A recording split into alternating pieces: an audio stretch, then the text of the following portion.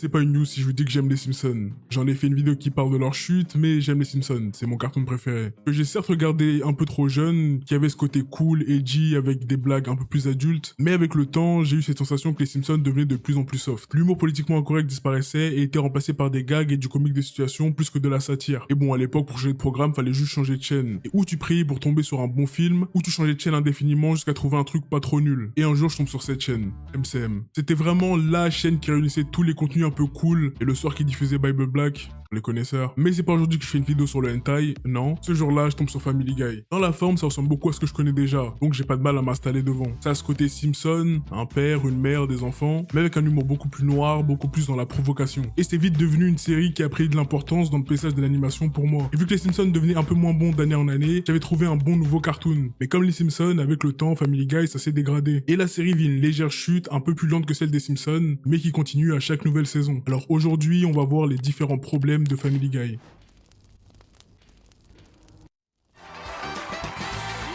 and gentlemen, Seth MacFarlane.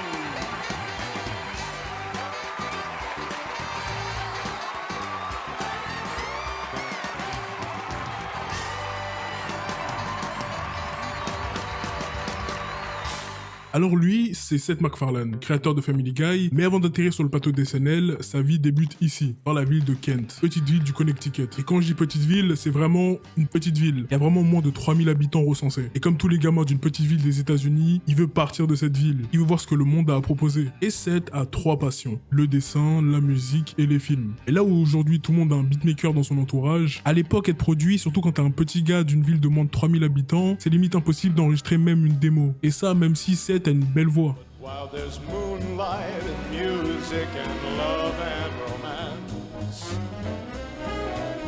let's face the music and dance. La musique sera pas possible pour l'instant. Donc il se focus sur le dessin et l'animation. Et pour ses études, il va les faire à l'école de design de Rhode Island. C'est pendant ses années à l'université qu'il va se faire repérer. Comme tous les étudiants en art, il fait des films et il les propose à quelques festivals. Et c'est un de ces festivals que la productrice Hélène Cockerill le remarque. Elle adore son travail et décide directement de l'engager en tant qu'animateur dans sa boîte Hanna-Barbera. Boîte de production qui s'occupe des dessins animés que vous devriez connaître, comme le laboratoire de Dexter ou Scooby-Doo. Et bien qu'il soit heureux d'avoir trouvé un job dans l'animation, Seth veut créer une série originale. Donc il va partir dans les studios d'Hanna-Barbera, avoir une petite discussion avec Hélène et quelques autres producteurs et leur pitcher son idée pour sa première série, qui est inspirée d'un de ses courts-métrages, La vie de Larry, qu'il voulait adapter en série. Alors le court-métrage La vie de Larry, c'est pas forcément incroyable, mais les personnages étaient plutôt intéressants et les blagues étaient vraiment pas mal. Et il veut l'adapter en format série, en se concentrant sur Larry et Steve, son chien. Les producteurs lui font confiance et l'autorisent à faire un pilote. Et si un jour vous regardez Larry et Steve, vous aurez l'impression de regarder un épisode de Family Guy. L'humour de la série, c'est un humour qui est très propre à Seth. On sent que le mec a un talent pour la comédie. Grâce à ce premier pilote, il va décider de pitcher sa nouvelle idée à une chaîne de télé. Alors qu'est-ce qu'il va faire? Déjà, il va reprendre l'humour de Larry et Steve. Il va garder le concept de chien qui parle parce que c'est cool, un chien qui parle dans un dessin animé. Mais au lieu que la série soit centrée sur 2 personnages, on va agrandir tout ça. On va se focus sur toute une famille. Un père, un peu idiot à l'âme d'enfant, une femme douce et raisonnée, un petit garçon turbulent qui fait les 400 coups, mais version un peu plus extrême, il fait pas juste des trucs de gamin, un garçon qui ressemble beaucoup à son père, et une fille qui est un peu bizarre socialement parlant. Et on va prendre tout ce groupe de personnes avec le chien, et ça sera la famille Griffin. Et le truc c'est que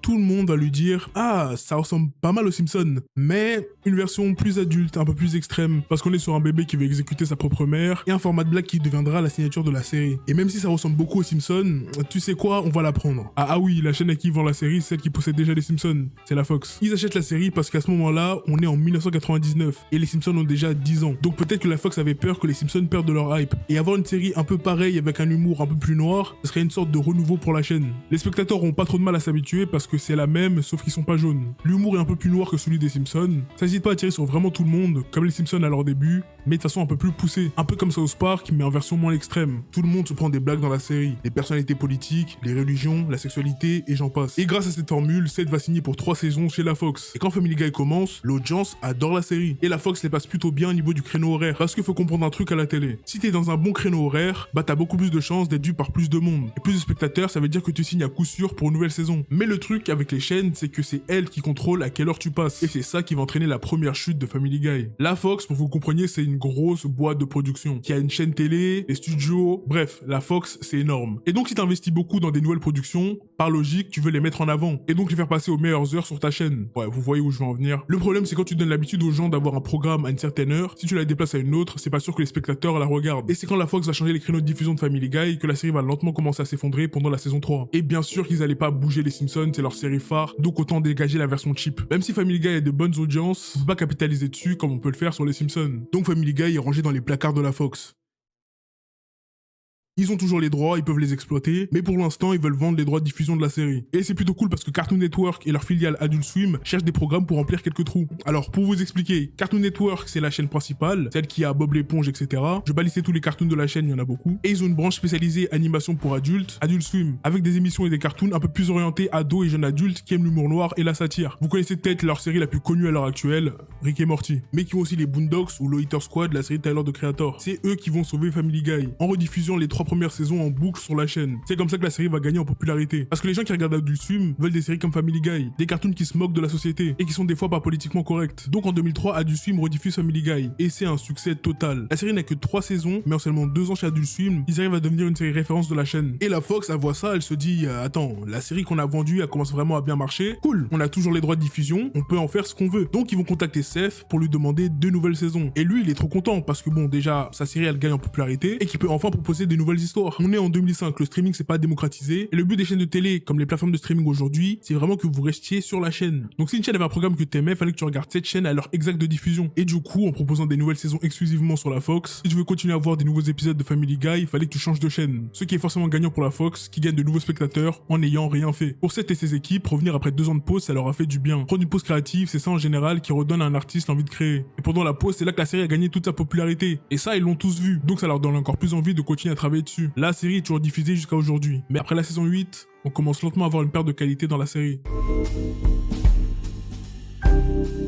Alors tous les problèmes que je vais pointer, c'est des problèmes personnels que je trouve à la série. Alors déjà, comme beaucoup de séries du style, et surtout les séries avec un format épisodique, les personnages au fil des saisons commencent à devenir des parodies d'eux-mêmes. On va ou changer, ou prendre un des traits de leur personnalité et l'exagérer à la mort. C'est à cause de ça qu'on passe d'un Peter un peu idiot, sympa et sensible, à un sociopathe. Genre, Peter, dans les saisons récentes, est juste un sociopathe la plupart du temps. Il y a des moments dans la série où son but c'est juste d'humilier et de faire du mal à des gens qui sont ses amis ou sa famille. Lois passe de femme aimante à un personnage hyper sexualisé. Toutes les histoires autour d'elle tournent à 80% autour du cul. Meg passe de fille un peu bizarre socialement à juste un punching ball qui se fait bully par toute sa famille, du chien en passant par le bébé. Et même les personnages secondaires sont pas épargnés. Quagmire, du jour au lendemain, c'est devenu un agresseur salière, ambulant. C'est pas juste des traits de personnalité classiques qu'on exagère là, c'est les pires pour chaque personnage. Même les blagues qui étaient un peu piquantes et politiquement pas correctes sont plus très marrantes la plupart du temps. Et le problème, c'est leur exécution, qui aujourd'hui est paresseuse. Aujourd'hui, la manière principale pour créer de la controverse dans la série, c'est par le cul. Genre vraiment, plus la série avance, plus les vannes de cul sont présentes. Surtout par le biais de Quagmire, qui a pris beaucoup d'importance dans la série. Et beaucoup de gens vont dire ouais, c'est à cause de la mentalité d'aujourd'hui, blablabla, on peut plus faire de l'humour edgy aujourd'hui.